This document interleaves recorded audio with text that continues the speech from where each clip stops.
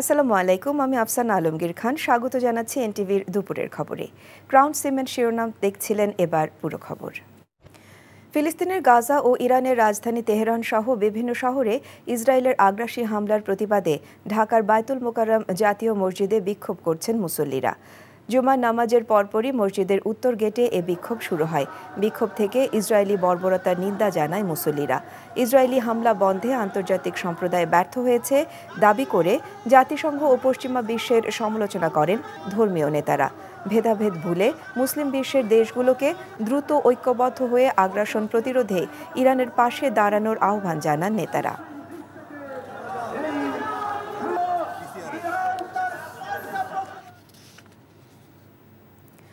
বায়তুল মোকাররম মসজিদ এলাকায় আছেন সিনিয়র করেসপন্ডেন্ট আপেল শাহরিয়ার। সরাসরি যাচ্ছি তার কাছে।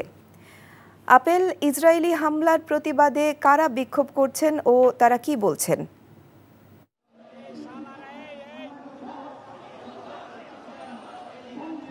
অষ্টম দিনে গড়িয়েছে ইরান ইসরায়েলের সংঘাত।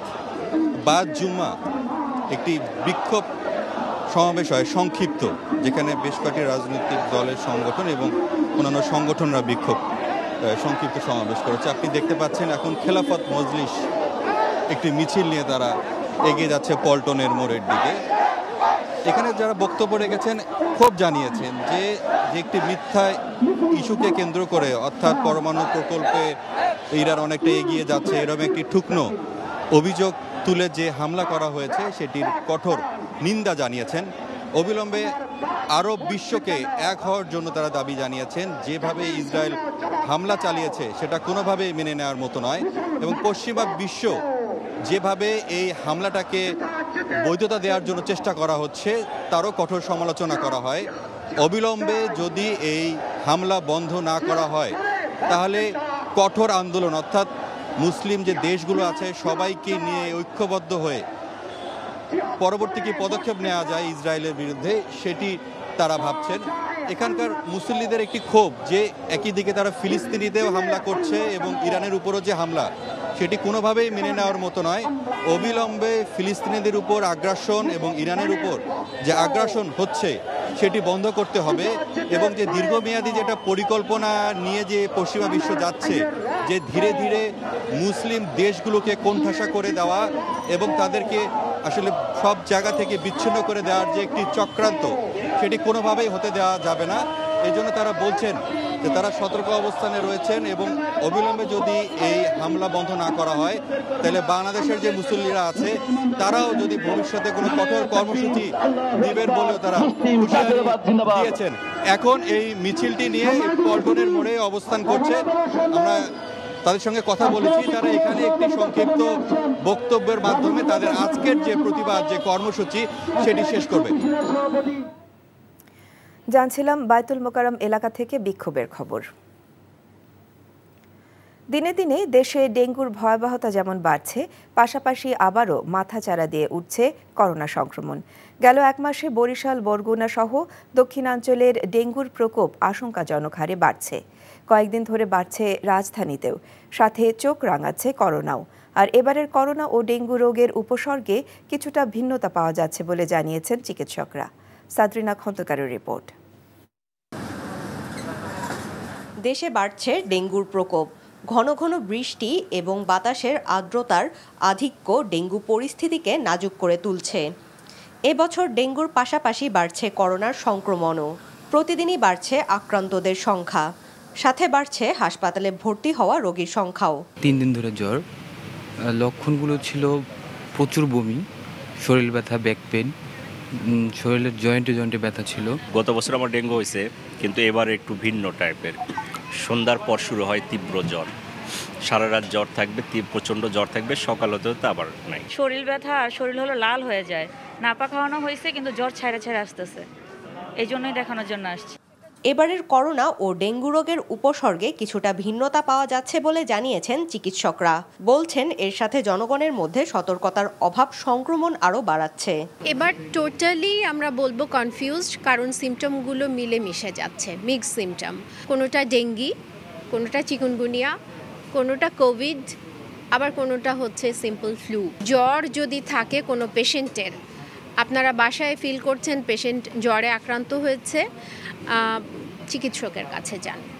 চলতি মাসে রোগীর সংখ্যা তুলনামূলক বৃদ্ধি পাওয়ায় বিলম্বিত হচ্ছে চিকিৎসা সেবা। ডেঙ্গু পরীক্ষা করার পর আজকে ভর্তি হওয়ার জন্য আসছি, প্রায় 10টা থেকে এখন 12টা বাজে।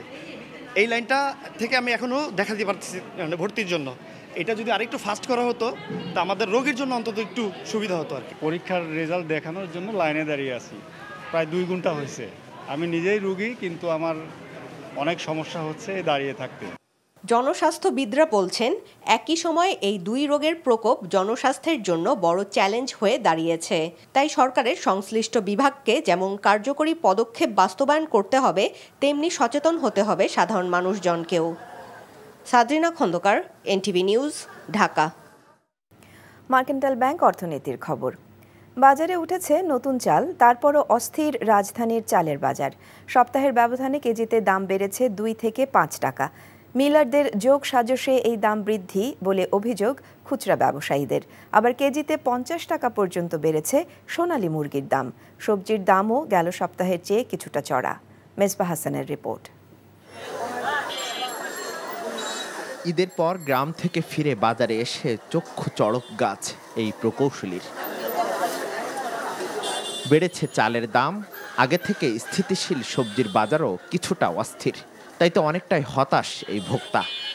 এটা কোন থিওরি? হঠাৎ করে গতকালও ছিল না, আজকে ডিক্লার হয়েছে 10 টাকা বেশি। আমারই ধান বিক্রি করতে পারতেছি না, ধানের দাম কম, চাউলের দাম বাড়ে কি করে? সাধারণের চাল 28 কেজিতে 2 থেকে 3 টাকা বেড়ে বিক্রি হচ্ছে 62 থেকে 64 টাকায়। গেল সপ্তাহে যে মিনিকেট চালের দাম ছিল প্রতি কেজি 70 টাকা, তাও বিক্রি হচ্ছে অন্তত 75 টাকায়। মিনিকেটের চাল আগে ছিল 68, 64 আর 66 টাকার মধ্যে। এখন ওই মিনিকেট কিনে আনতে মানে 70, 75 মানে 76 টাকা পর্যন্ত কিনে আনছি আমরা। নতুন চাল আসছে, বাজার বাড়ার কোনো কথাই নেই, কিন্তু মেইলাররা ইচ্ছা করে বাড়াইছে। তো ধান উঠছে, এখন তো ধান পর্যাপ্ত ধানও হয়েছে, কি জন্য যে বাড়লো সেটা আমরা বলতে পারি না। ব্রয়লার মুরগির দাম ওঠানামার মধ্যে। সোনালী বেড়ে কেজি প্রতি বিক্রি হচ্ছে 300 থেকে 320 টাকা, যা ঈদের আগে বিক্রি হতো 250 থেকে 60 টাকায়। 50-60 টাকা বাড়ে গেছে, কইতাছে হামারা বেলা মুরগি নাই, মুরগি শর্ট, কয় মুরগি তো অনেক মরা গেছে, এখন মুরগির আমদামি কম। অধিকাংশ সবজির দাম 40 থেকে 80 টাকার মধ্যে। দামের তারতম্য নিয়ে ভোক্তাদের রয়েছে মিশ্র প্রতিক্রিয়া। ঈদের বাজারে সাধারণত সবার ঘরে মাংস টাংস আছে, সেই হিসেবে একটু কম আশা করছিলাম, সব কিছুতেই একটু বাড়তি দেখতেছি। সাধারণ মানুষের পক্ষে তো এটা একটু কঠিন হয়ে যায়, যারা মধ্যবিত্ত তাদের জন্য একটু কঠিন হয়ে যায়। আগের দামেই স্থিতিশীল রয়েছে আলু, পেঁয়াজ ও রসুনের দাম। Misbah Hasan, NTV news, Dhaka. July আন্দোলনের পর যে সম্ভাবনা তৈরি হয়েছে তাতে সকলের অধিকার নিশ্চিতের কথা বলা হয়েছে, কিন্তু সেখানে আদিবাসীদের অধিকার নিশ্চিতের ক্ষেত্রে অনীহা রয়েছে বলে মন্তব্য করেছেন টিআইবির নির্বাহী পরিচালক ডক্টর ইফতেখারুজ্জামান। সকালে রাজধানীর ধানমন্ডিতে বাংলাদেশ আদিবাসী ফোরাম আয়োজিত সাম্প্রতিক পার্বত্য চট্টগ্রাম পরিস্থিতি ও পার্বত্য চুক্তি যথাযথ বাস্তবায়নে করণীয় শীর্ষক আলোচনায় এ কথা বলেন তিনি। বৈষম্য বিরোধী আন্দোলনের কর্তৃত্ববাদকে পরাজিত করা হয়েছে উল্লেখ করে ডক্টর ইফতেখারুজ্জামান বলেন, এখন কর্তৃত্ববাদী চর্চা অব্যাহত রাখা যাবে না। এ সময় তিনি আরও বলেন, পার্বত্য চট্টগ্রামে শান্তি প্রতিষ্ঠায় সেনাবাহিনীকে উদ্যোগী হতে হবে। এছাড়া আলোচনায় বক্তারা শীঘ্রই অন্তর্বর্তী সরকারকে পার্বত্য চুক্তি বাস্তবায়নের পথরেখা প্রণয়ন করার দাবি জানান। এই ছিল দুপুরের খবরে। এই খবরের ভিডিও সহ আপডেট জানতে ভিজিট করুন এনটিভি অনলাইন www.ntvbd.com। এছাড়াও এনটিভির জনপ্রিয় সব অনুষ্ঠান ও খবরের আপডেট জানতে ভিজিট করুন আমাদের ইউটিউব এবং ভেরিফাইড ফেসবুক পেজ। 5টায় দেশের খবর দেখার আমন্ত্রণ রইল। ধন্যবাদ সবাইকে।